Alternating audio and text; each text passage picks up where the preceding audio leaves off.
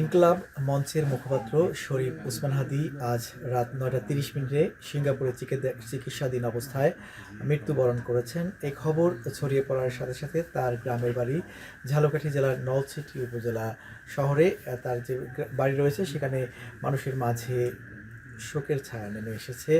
আমরা সেখানে এসে মানুষের সাথে কথা বলেছি, তারা শরীফ ওসমান হাদীর মৃত্যুতে শোক প্রকাশ করেছেন এবং সাথে সাথে ক্ষোভ প্রকাশ করেছেন। তারা এই ঘটনার সাথে যারা জড়িত তাদের দ্রুত গ্রেপ্তার করে যথাযথ বিচারের দাবি জানিয়েছেন।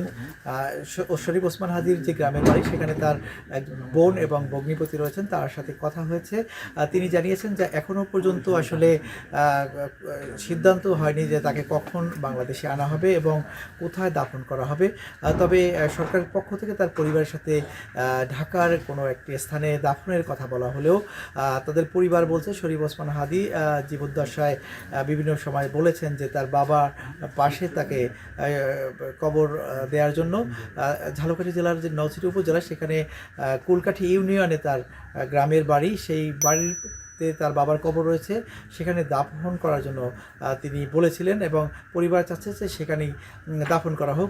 শরীফ ওসমান হাদীর যে উপজেলা শহরের বাড়ি সেখানে এখন পুলিশ পাহারা রয়েছে, আর স্থানীয় মানুষজন এখানে এসে ভিড় করছেন। তারা শোক জানিয়েছেন যে শরীফ ওসমান হাদীর মৃত্যু তারা আসলে কোনোভাবেই মেনে নিতে পারছেন না। শরীফ ওসমান হাদী গত 1 মাস আগেও এই বাড়িতে এসেছেন এবং স্থানীয়দের সাথে বিভিন্ন কথা বলেছেন। তার যে সহপাঠী রয়েছে, তার বন্ধু রয়েছে, তাদের সাথে তিনি বিভিন্ন গল্প করেছেন, কথা বলেছেন। তারা সেটি এখন মনে করে আসলে শোক প্রকাশ করছেন।